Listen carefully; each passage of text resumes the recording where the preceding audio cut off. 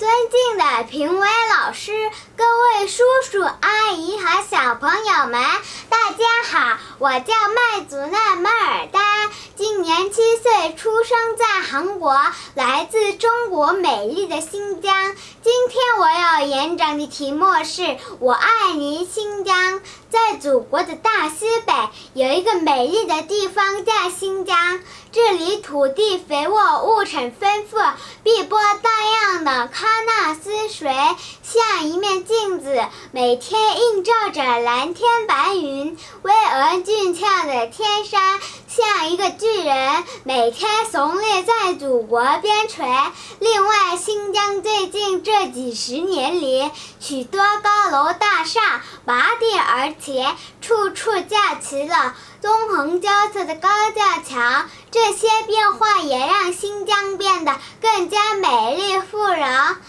我们新疆是瓜果之乡，最有名的有库尔勒的香梨、阿克苏的苹果、吐鲁番的葡萄等等，特别是吐鲁番的葡萄，颗颗晶莹剔透，青翠欲滴，在绿叶的衬托下显得水灵灵的。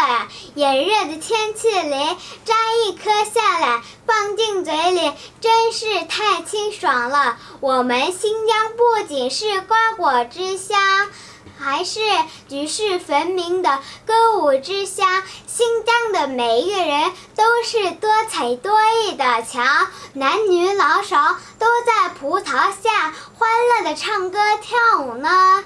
我爱这片土地上永远行了善良好客的各族人民。我自豪，我是新疆的孩子，我骄傲，我是中华民族的儿女。我要用最美的语言歌唱我伟大的祖国母亲，我要用满腔的热情向全世界大声说出我爱你美丽的新疆，我爱你中国。谢谢大家，我是超级演说家。